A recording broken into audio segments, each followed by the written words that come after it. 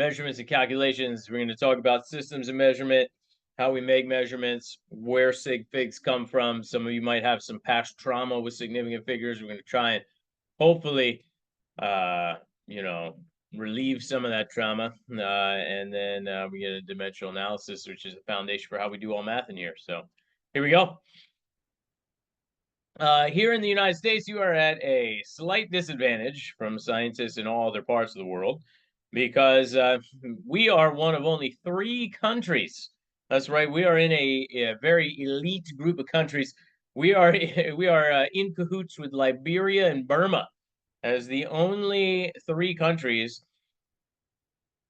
that do not essentially use the metric system. Now, the formal name for the metric system we're going to use is the SI system, which stands for Système International. It's a French term, but that is our international system of weights and measures, which follows mostly with the modern day metric system.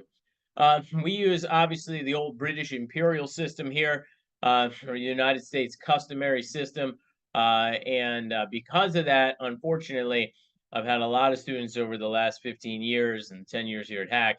They're not super comfortable still with the metric system, which uses prefixes to change the size of what we're talking about. In the metric system, we have a base unit, and the base unit we can attach prefixes to change the size of what we're talking about by some factor of 10. The United States customary system does not have that. It is far more complex, and a lot of times there's no rhyme or reason to it, like 3 feet in a yard, 12 inches in a foot, 5,280 feet in a mile. No correlation between any of the systems measure. But in the metric system, when we're using grams, and I don't know why that M got capitalized, grams, meters, liters, seconds, amps, Kelvin, moles, and tonight we're going to stick with pretty much those 3 units, but we're going to get to that mole real soon come Thursday. I'm looking forward to it. When we use these systems of measure, we can put a prefix on it to change the size of what we're talking about. Now, in this class, you should absolutely positively have memorized kilo down to milli, and maybe not a bad idea to learn micro and nano as well. So if I put one of these prefixes onto one of my units, let's say the liter, I can change the size of what I'm talking about. I could have a milliliter, and that is now 10 to the third or 1,000 times smaller than a liter. There's 1,000 milliliters in a liter. Now, I don't like to have these negative exponents on here. I like to always think of everything as a number greater than 1. We'll get to that in a moment. If I have the meter, I can change the size of what I'm talking about. I can make it bigger. I could have a kilometer, or smaller, a centimeter, right? These prefixes are nice because they're all some order of 10, different. So kilos 1,000 above, millis 1,000 below. And then we have some other ones, giga, mega, all that stuff. In middle school, I think they teach you what King Henry died drinking chocolate milk, right?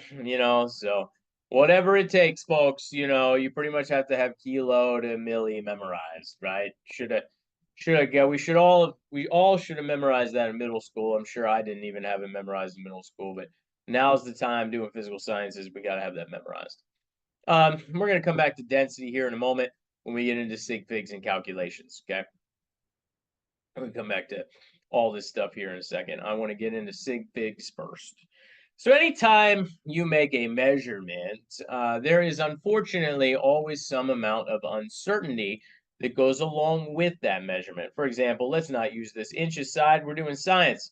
Let's use this metric side. Let's say that I wanted to measure where this blue line is. Okay. Whenever we make a measurement, there is always a number that you are certain of and always numbers that you are uncertain of. And the definition of sig figs is really going to come out of this. For example, if I'm going to measure the, I don't know, left edge of this blue line here, I am absolutely certain of the 6.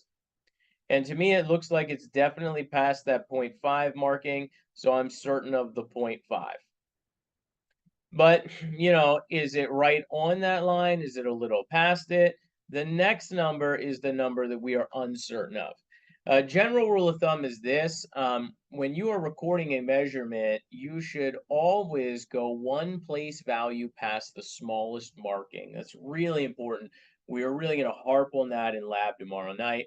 When you are recording a measurement, you should always go one place value past the smallest marking, one place. So this ruler has markings to the tenths of a centimeter. You should be recording your lengths out to the hundredths of a centimeter. So if we think it's a little past that line, we put 6.51, right?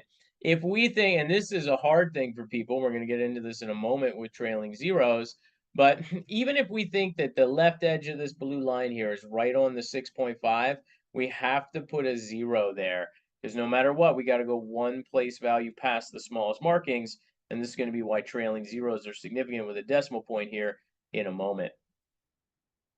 So sig figs come right out of the act of measuring. And it doesn't matter if I get a nicer ruler, maybe I get a caliper or something, right, that allows me to have certain numbers out to the hundredths place. Well, now I would just be guessing to the thousandths place. A proper measurement always contains every number you're certain of and one number you are uncertain of. So we always go, one place value past what we can say for certain. We call that an uncertain number. It would be wrong if I put this line here. It would be wrong to say, oh, that's 6.51732. I don't know. I can't possibly be that precise with that measurement. So you know, we don't go past one uncertain number. So again, this is our foundation of what are called sig figs or significant figures. Significant figures are all the numbers in a measurement that are significant, and they are all the certain numbers plus one uncertain number, which in general, when you're making that measurement, is one place value past the smallest markings. It's important to understand that sig figs only apply to measurements. There's an entire classification of molecules that sig figs don't apply to. So for example, numbers you get by counting. So if I said that I have 10 pens, that's not a measurement, right? That's actually a qualitative observation because you used your senses and counted that there were 10. It only applies to measurements. So like lengths and masses and time and things that we need a device to measure with, right? So that's what this first thing is talking about, the rules for sig figs. And the first rule for sig figs is a rule for when sig figs don't count. Over this page 15, 16. You get rid of that. I'm sure it's not page 15 and 16 in your book anymore. That was from 2 books ago. So the first thing you get rid of here, or the first thing we need to talk about here for sig figs are when sig figs don't apply. And they don't apply to exact numbers. And these are numbers that you get by counting. They're also definitions. So for the fact that there are 12 inches in a foot, that's a definition. The fact that 1 inch is 2.54 centimeters, that is literally the definition of an inch. So that's not going to limit sig figs. Sig figs don't apply to that. We would say that has infinite sig figs. So numbers you get by counting and definitions like conversion factors, sig figs don't apply to those numbers. Let's talk about numbers that it does apply to. So our first rule here for sig figs is that all non-zero integers in a measurement count as sig figs. So let's say I had the number 867,539 centimeters. There's no zeros in that number. So that has 6 non-zero integers. This number would have 6 sig figs. Oops. Oh my gosh, it is so hard to write with this mouse. This number would have 6 sig figs. That's super easy. Another example would be like 11.54, I don't know, inches. That would have 4 sig figs, right? 1, 2, 3, 4. There's no zeros in it. That would be 4 significant figures. It is the zeros that always give people trouble. And that's because you may have never thought about it before, but there are actually 3 different kinds of zeros that exist in numbers. And the good news is 2 of them are pretty easy, and it's the last one that's just a little tricky and it throws people off. So let's talk about the first kind of zero. The first kind of zero is a leading zero. And as the name suggests, it's zeros that are in really small numbers and they lead up to non-zero integers. So for example, and a lot of people like to put a leading zero in front of that decimal point too. I personally don't do that, but you do you. Um, if we look at this, this has got 3 leading zeros that lead up to that 8. And the rule is this: leading zeros never count. So zeros that are to the left of the first non-zero integer, they're leading zeros and they do not count. So this number again, and I don't know, maybe this is miles or something, 0.000867539 miles, that's got 6 sig figs in it, 6 sig figs. And again, another one, 0.01. That's just 1 sig fig. Those zeros don't count. That would just be 1 sig fig. Let's talk about captive zeros. Sometimes these are called trap zeros. Sometimes these are called sandwich zeros, whatever you want to call it, or your high school chemistry teacher called it. Captive zeros, as the name suggests, are zeros that are being held captive between two non-zero integers. So, for example, the number 8,675,309, whatever, put a unit on there, kilograms. Maybe we're weighing some mountain or something, right? Okay. That's got a captive zero. That zero is sandwiched between a 3 and a 9. And any zero that has a sig fig before it and a sig fig after it has to count. Because the number before it is significant and the number after it's significant, it has to be significant. So this number would have 7 sig figs. I know what you're thinking. You say, whoa, can a number have leading zeros and a captive zero? Absolutely. So the leading zeros don't count, captive zero does. Again, that number just has 7 sig figs. The tough zero. So none of these are tough, right? Leading zeros never count. Captive zeros always count. As you can imagine, the only thing that makes this tough is the trailing zeros. So trailing zeros are zeros that are to the right of all non-zero integers. And for trailing zeros, here's the rule. It's an easy rule. Trailing zeros only count if there is a decimal point somewhere in the number. So is there a decimal point? If there is, the trailing zeros count. If there isn't, they don't count. So for example, the number 100. No decimal point was written here. Those zeros don't count. That's 1 sig fig. But now if I put a decimal point, now those zeros count. That would be 3 sig figs.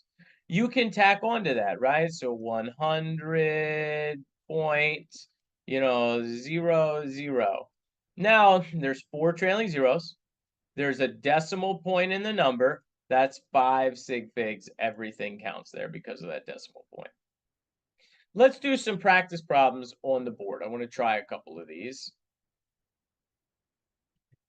We'll go through a couple and then I'll give you maybe like 5 or 6 or something, right? So I know what you're thinking. You say, wait a minute. Oops, sorry, I didn't mean to bump the camera there. Can you have a number that has every kind of zero in it? A number that's got leading zeros, captive zeros, trailing zeros? Absolutely, right? What if I had the number 0.001700300? This guy's got every kind of zero, right? And all you got to do is stay focused and think about the rules, right? Leading zeros never count. Captive zeros always count. And trailing zeros count if there's a decimal point. I got a decimal point written somewhere in the number. This would have 1, 2, 3, 4, 5, 6, 7. That would have 7 sig figs. 7 sig figs. Again, number like 50. That's the trailing zero. I did not write a decimal point. That would have 1 sig fig. Okay, 1 sig. Now, if I put a decimal point, now we're at 2 sig figs. So I'm going to put a couple numbers up here, and you tell me how many sig figs are in each one of these numbers. Here we go.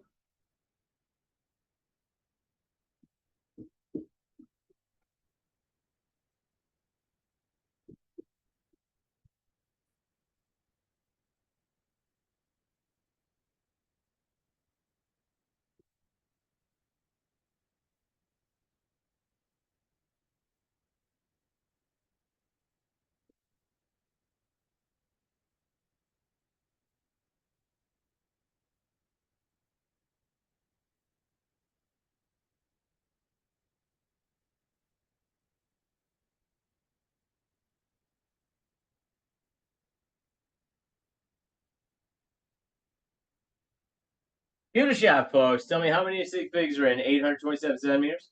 How many sig figs are in 3,200 inches? How many sig figs are in 0.00170 micrograms, 320,000 meters, and 0.003004? Take a second.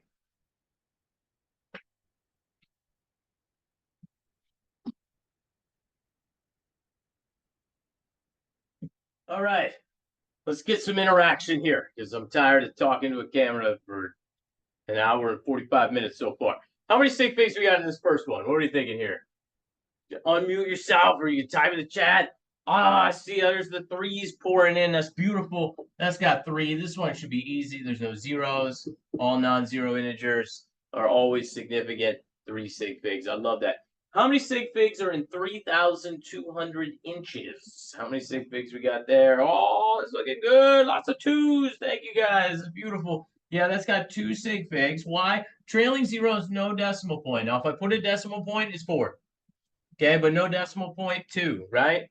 Awesome. How many sig figs in number 3 here? 0.00170. Oh, yeah, the 3s are pouring in. We got here Caitlin and Brandon and Elliot. It's beautiful. 3 sig figs. Leading zeros don't count. Trailing zero counts because of the decimal point. 3 sig figs. How many sig figs are in 320,000 meters with a decimal point? Ah, fantastic. Jacob, Lorraine, thank you so much. We got 6, right? Those are trailing zeros. There's a decimal point. They count. That is 6 sig figs. And finally, how many sig figs we got in number 5 here? 0.003004. There we go. Great. Thank you, guys. That is 4 sig figs. Leading zeros never count. Captive zeros always count. So that is 4 sig figs. Decimal point doesn't even matter because there's no trailing zeros, right? Decimal point only applies to trailing zeros. Every once in a while, I get people to think, now, but these are leading zeros. They lead up to that. They don't count. So there's our sig figs, right, for just like, measurements. And now we need to talk about our rules for sig figs and calculations.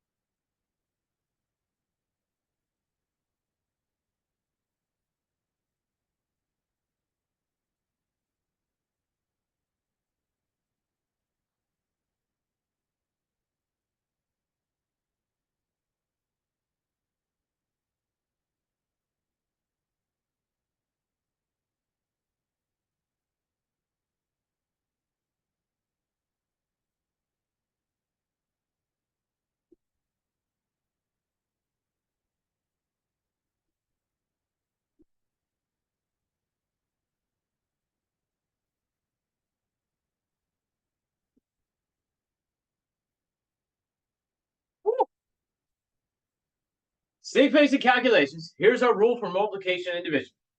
The answer must have the same number of sig figs as the smallest number of sig figs in the measurements being multiplied or divided. So you look at all the measurements that you're multiplying and dividing. How many sig figs is the least number of sig figs? That's how many sig figs your answer can have. We're just going to make up a couple here. We are going to try to pay attention to the units. Okay, so I'm going to get out of the way here so you can write that down. The answer must have the same number of sig figs as the smallest number of sig figs in the measurements being multiplied or divided. Let's look at some examples.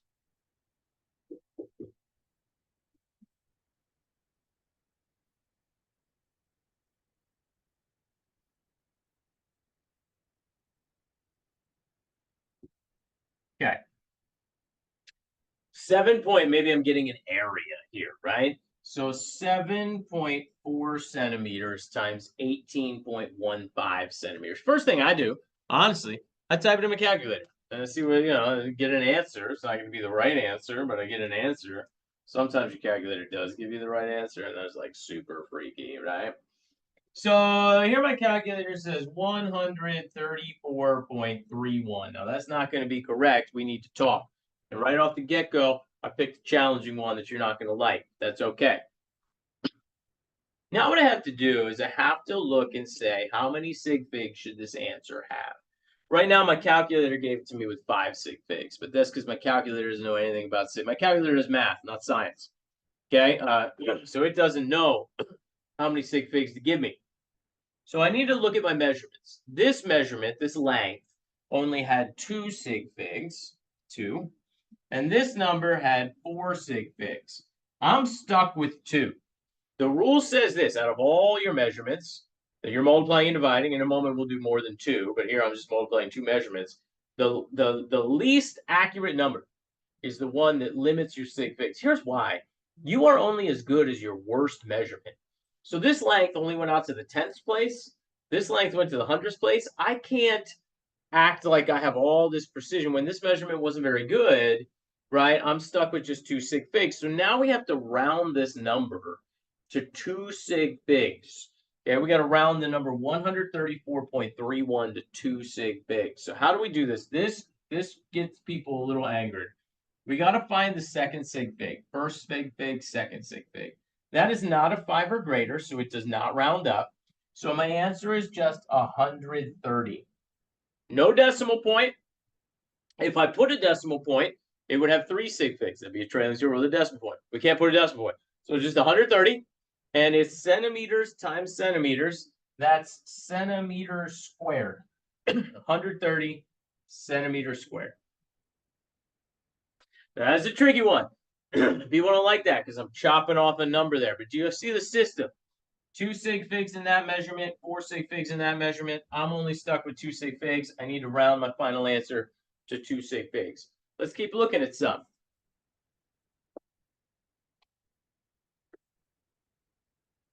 Let's do one where maybe we're getting a volume. Let's do 3 lengths. So maybe something like 150.4 meters times 32.0 meters times 1.150 meters. And I'm going to get this volume. So first thing I would do is punch in my calculator, right? So 150.4 times 32 times 1.150. And my calculator tells me the answer is 5,534.72. Okay. Now I need to look at my numbers. I need to say how many sig figs were in this. Well, this guy has got 4. This guy has got 3, trailing 0 with a decimal point. This guy's got 4, trailing 0 with a decimal point. So 4 sig figs, 3 sig figs, 4 sig figs. I'm stuck with 3 sig figs. So I got to find the third sig fig. It's that 3. That is not a 5 or greater, so it does not round up to 5,540. It is just 5,530. Meter times meter times meter, that's meter cubed. 5,530 meters cubed.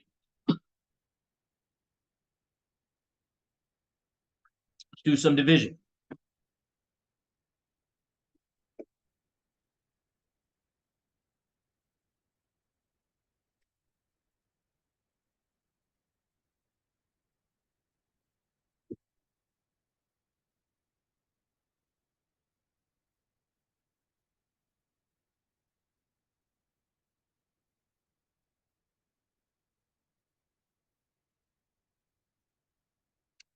So how about 0.750 grams divided by 1.9 centimeters cubed? First thing, I punch it in my calculator. And my calculator tells me it's 0.39473684421 because my calculator hates me. And some people, I am not a big fan of putting a leading 0 out here, but some people do. I don't care if you put that 0 there or not. It's up to you. My nurses, when I teach nurses, they're always like, you have to put that 0 there because you could kill somebody. And I was like, I don't give people medication, so I'm not going to kill anybody. But anyway, they're like super sticklers. So like, if you put that 0 there, you know, if a doctor writes 0.5 and the decimal gets, and then somebody could give them like 50 milliliters of a medicine instead of 0.5. So they're big sticklers about putting that 0 there. Nurses, keeping you alive. Cool. Let's talk about this. So I've got 3 sig figs here. Leading 0, decimal point. Trailing 0 doesn't count, obviously. So that's 3 sig figs. Denominator, I only have 2. So I need to round this to 2 sig figs. So I need to find the second sig fig. That's that 9. That does not round up. We round up when it's a 5 or greater. That does not round up. So this is 0.39. Now we got to talk about units. Grams divided by centimeters cubed. That's just grams divided by centimeters cubed. Yeah. Yep. Oh, man. Let's do another one here. Any questions so far? The multiplication division sig fig rule is not that bad. Pretty good one. Okay. How about this?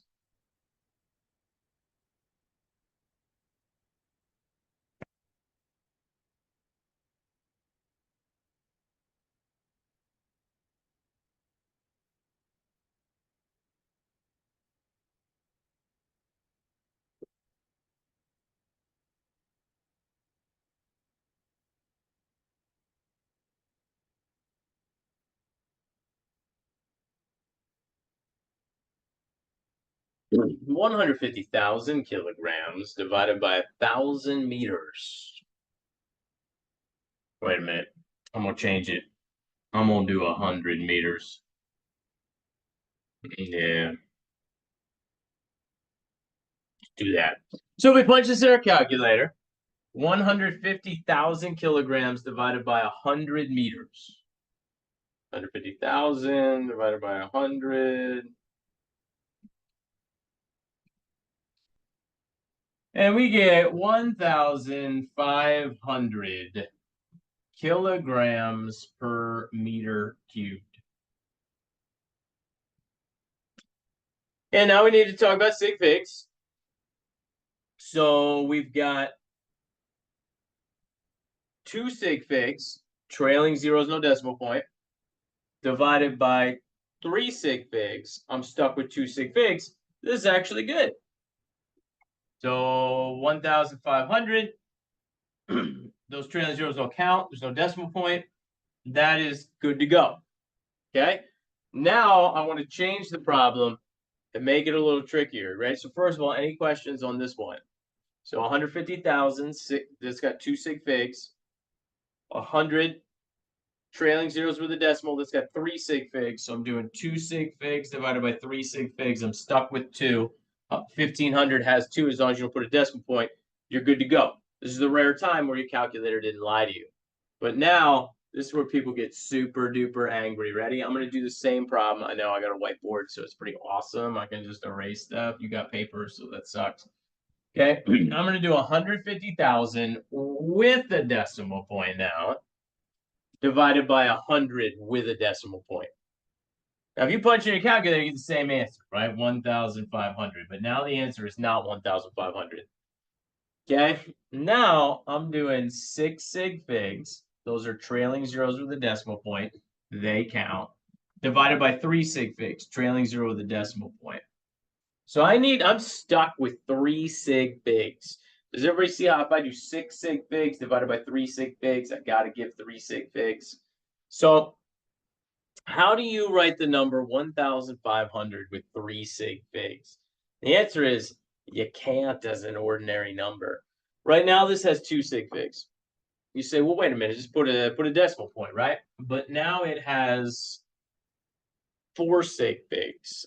I want it to have 3 sig figs. How do you write the number 1,500 with 3 sig figs? This is where we need scientific notation, folks. Scientific notation is a way to express a number. It was in it's really big or really small and make it look nice. And that's probably where you're familiar with it from math class. It was actually invented by scientists, though. That's why it's called scientific notation. And it was invented by scientists so we could express numbers with the correct number of sig figs, believe it or not. It was invented for significant figures. The technical way to do this would be to put this in scientific notation. So in scientific notation, you move an imaginary decimal point till there's just one number. So till it's a 1 in that for this case. So it'd be 1.5, right? I moved it 3 times, so times 10 to the third. It gets a positive exponent because the number's larger than 1. If I moved it 3 times to the right and it was smaller than 1, it would get a negative exponent. So this is 1.5, and then throw another 0 on there, okay? Because I need 3 sig figs, 1.50 times 10 to the third. The only way to write the number 1,500 with 3 sig figs is to put it into scientific notation. Think about it. No decimal point, 2 sig figs. Decimal point, 4 sig figs. How do you express it with 3? You got to put it in scientific notation. It'd be 1.50 times 10 to the third. And then don't forget the units, kilograms per meter cubed. Now, you don't always, sometimes you don't have to do the scientific notation. For example, if I do the number 150,000 with a decimal point kilograms divided by 100.0 meters cubed. Now this is 6 sig figs divided by 4 sig figs, because trailing zero is decimal point. That's 4 sig figs. Okay, now when I put this in my calculator and I get 1,500, that's 2 sig figs, but I can put a decimal point and get my 4 sig figs. Yeah. Now you could put it in scientific notation. Never wrong to do scientific notation. 1.500 times 10 to the third. Okay, that's still exhibit. So you could do either. And then again, of course, the units are kilograms per meter cubed, you know, to get the full shebang. I'm going to put a couple up here. I want you to try them. Try and give me the answer with the right number of sig figs and the right units. They might be easy, they might be hard. I don't know. I'm just going to make up random numbers, and we're going to see. And that's the best way to see if we're good to go. So let me put like 3 up here. It's that scientific notation thing. Boy, does that get people. We got to talk about how to put numbers in scientific notation on our calculator then too. Hang in there. All right.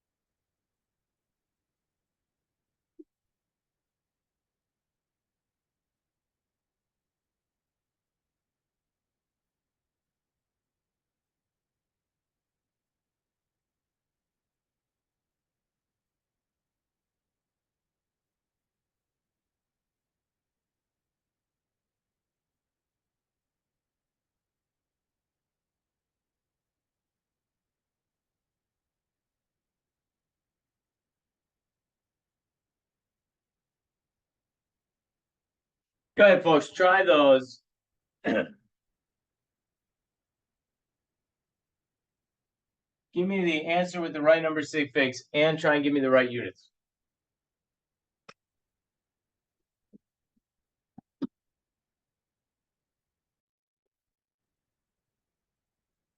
All right, here we go. Let's do this. So first thing, I'm going to put this in my calculator. So 45.30 divided by 18. And my calculator is going to tell me the answer is 2.51667, right? 4 sig figs, trailing 0 with a decimal point. That's 4 sig figs. 2 sig figs. I got to round this to 2 sig figs. That is not a 5 or greater, so it's just 2.5. Hopefully that was an easy one for you.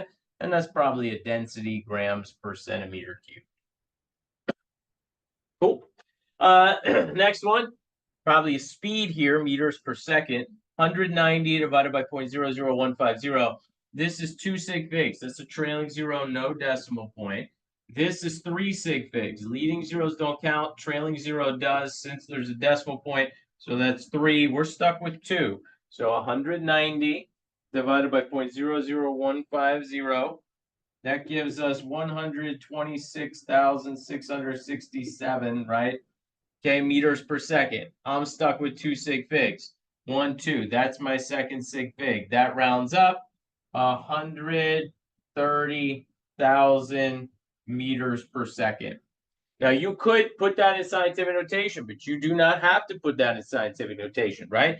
Okay, putting it in scientific notation, that'd be 1.3. We go 1, 2, 3, 4, and 5 times 10 to the 5th meters per second. Either way, 130,000, no decimal point, or 1.3 times 10 to the 5th meters per second, totally fine. Taking a look at this one, let's put it in our calculator. 13.40 times 2.15 times 10. And that gives us 288.1. People usually get angry with this one here, or a number like this. Here we got 4 sig figs, trailing 0 decimal point. Here we got 3 sig figs, all non-zero integers. And here we only got 1 sig fig, folks. That's the trailing 0 with no decimal point. We're stuck with 1 sig fig. So 1 sig fig is here. That 2 rounds up to a 3. The answer is 300 cubic centimeters, because I did a centimeter times a centimeter times a centimeter. No decimal point on that. No decimal point. How we do, folks? Give me a thumbs up, thumbs down. How we do with those? I have a couple. I got 2 thumbs up. So I mean, that's, hey, 3. Right. Also, there's one in the chat. I didn't even know you could do that. Dang. Hopefully not your first rodeo with sig figs. If it is, that's okay. Now, here's the good news. We are going to do addition and subtraction here in a second, but most of the math we do in chemistry is multiplying and dividing. So if you learn any rule tonight, learn the multiplication division rule. It's the easiest rule. It's just you look at all the sig figs when you're multiplying and dividing, least number of sig figs, that's how many you give me in your answer. It's not a bad one. Now, just to confuse you, we got to talk about addition and subtraction. We do add and subtract sometimes in chemistry, so there is a rule for that. It's a different rule.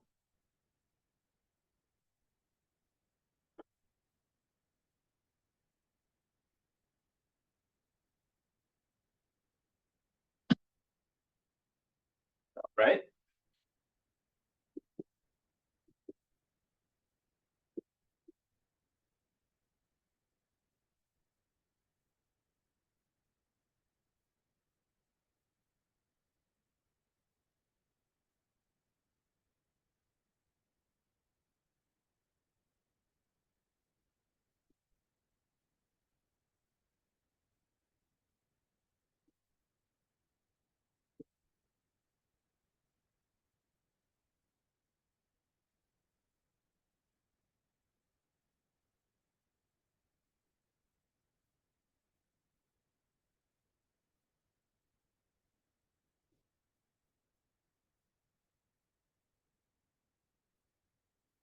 When adding and subtracting, you provide your answer to the least accurate place value.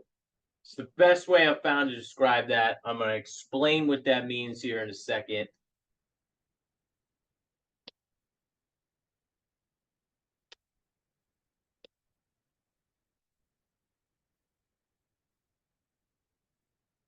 Copy that down.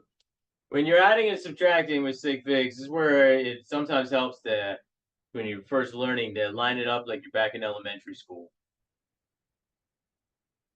I just painted this wall around my whiteboard. I'm not gonna lie, I didn't paint all the way. It was like super nasty because all the markers like all black and stuff. Anyway, it was used to be white, and I kind of like it better. I had this paint laying around, makes the whiteboard kind of pop out a little more now. It's just like off-white, tan, brown, beige kind of color.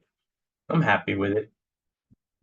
I thought maybe do another, like do like an orange, like really make it like pop. I don't know. Not sure how that would have looked. So I painted this guy. It's just for you. Yeah. I had a week off between the spring semester and this semester, and I actually got around to doing that. Anyway, here we go. Let's talk about what this means. I'm going to start off in this class blended in the fall. I want to record. So this summer, while I'm doing all this, I need to record lectures for the fall on top of that. So I was like, I better paint the walls and make it look nice if I'm going to be watching myself teach this for the next 20 years. Anyway, however long I'm still at Hack. Let's do this. Let's take 3.15 plus 2, let's put a unit on it, centimeters plus 2.0 centimeters. Okay. This is all about place value. So where does the last sig fig live in each of these numbers? So it has nothing to do with how many sig figs there are. So this has 3 sig figs and that has 2 sig figs, trailing 0 the decimal point. That doesn't matter. Okay, it's all about place value. This number goes to the hundredths, and this number goes to the tenths with a sig fig. That means you need to round your answer to the tenths place. So what I like to do is line it up like I'm back in elementary school. Okay, so I got ones, tenths, hundredths, right? No sig fig in the hundredths place. So this answer obviously is 5.15. But unfortunately, the tenths place is where this number ends. So I need to round that up and it becomes 5.2 centimeters. Again, we're adding, we're not multiplying, so it's just centimeters, not centimeters squared. So 5.2 centimeters on that one. Now, you don't have to line it up like you're back in elementary school. Say I give you a long line of numbers to add, right? So maybe 11.35 centimeters plus 2.150 centimeters plus 3.7295 centimeters. Let's just do those. What I do is I just look at these. I say, okay, that guy goes to the hundredths. That guy goes to the thousandths, trailing 0 with a decimal point. That counts. That guy goes to the 10,000ths. I need to round my answer to the hundredths. So if we put this in our calculator, 11.35, 11.35 plus 2.150 plus 3.7295. Your calculator tells you the answer is 17.2295. We need to round to the hundredths place because that's the least accurate out of thousandths and 10,000ths. So there's the hundredth. That's a 9. This rounds up. It's 17.23 centimeters. It's all about place value, not the number of sig figs. I don't care that that had 4. I don't care that that had 4. I don't care that that had 5. It's all about place value. So I'm going to put a couple, let me put like 2 up here, right? And again, subtraction is the same rule. So let me put a subtraction up here. See if you can't get these right.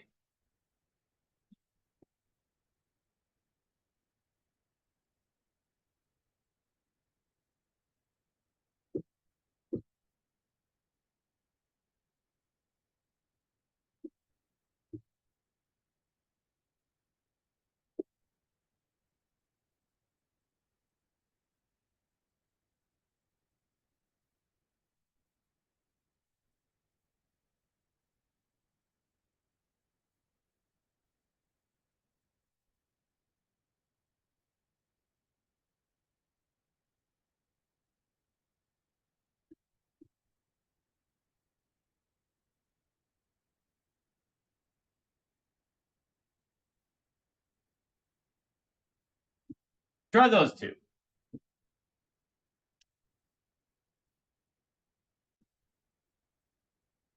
All right. 19.0 minus 11.175. Your calculator would have you believe that the answer is 7.825. But then we remember, oh man, there's a rule for sig figs in addition and subtraction. This number goes to the tenths. That number goes to the thousandths. We need to round to the tenth. That is not a 5 or greater. It's just 7.8 and inches. Inches minus inches is inches. Here, we're going to pop this in. 450 plus 15.60 plus 3.1150. This would have you believe the answer is 468.715.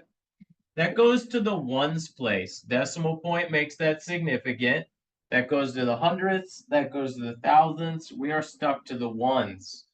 That rounds up. The answer is 469, and then grams. 469 grams. How we feeling? Hopefully all right. Feeling good, not good. Yeah, all right. Very nice. Very nice. So maybe you had sig figs before. Maybe you thought it was more complicated when you had it before. Hopefully, if you did, like it's a little easier. Maybe you've never seen sig figs before. I don't know. But those are our rules for sig figs. That is going to just permeate everything we do for the rest of the year, right? I mean, so like chemistry, we are super picky when it comes to sig figs, right? So usually what you find when you take physics, your physics teacher gives you some leeway, but your chem teacher's like a super jerk and they're like super picky. Well, why is that?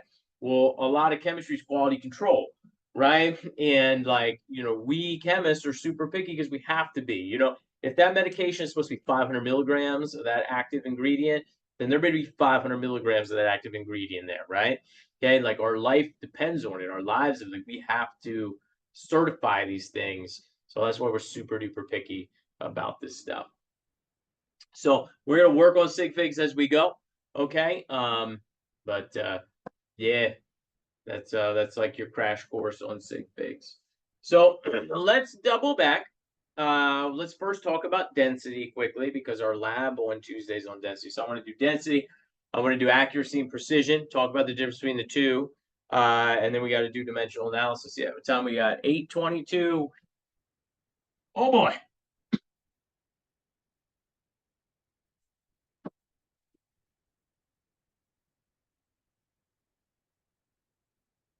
Let's do density quickly.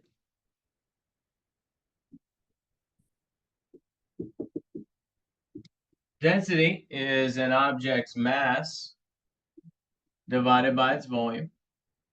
I had a high school chemistry, or I had a high school physics teacher. She was so bad. Oh my goodness, she was atrocious. I went to Manheim Central, so we barely even had physics in high school. And the lady we had, not so good. Anyway, the only thing I remember her telling us is that density is a broken heart.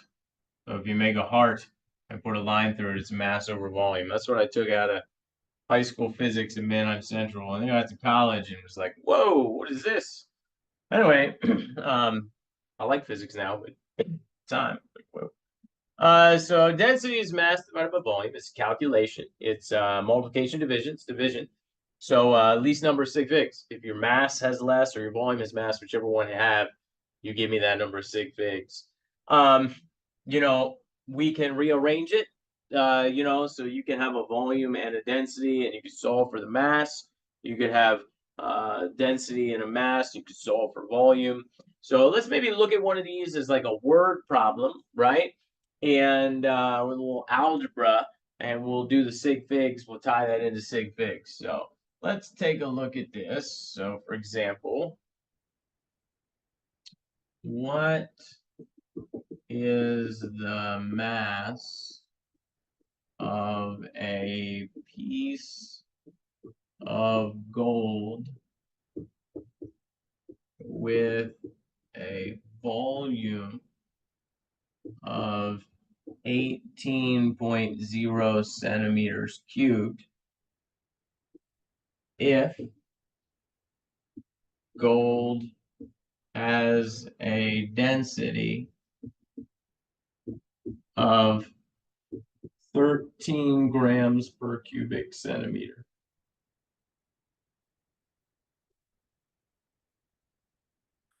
And we want to always provide our answers with the right number of sig figs. So I want the mass of a piece of gold that has a volume of 18 centimeters cubed if gold has a density of 13 grams per cubic centimeter. So I'm a big fan of doing the algebra on the equation before we plug it in. So what I would do is I would write density equals mass divided by volume. We're looking for mass. So I would multiply both sides by the volume. The mass of the object is equal to its density times its volume. And now I would plug it in. So the density, 13 grams per cubic centimeter.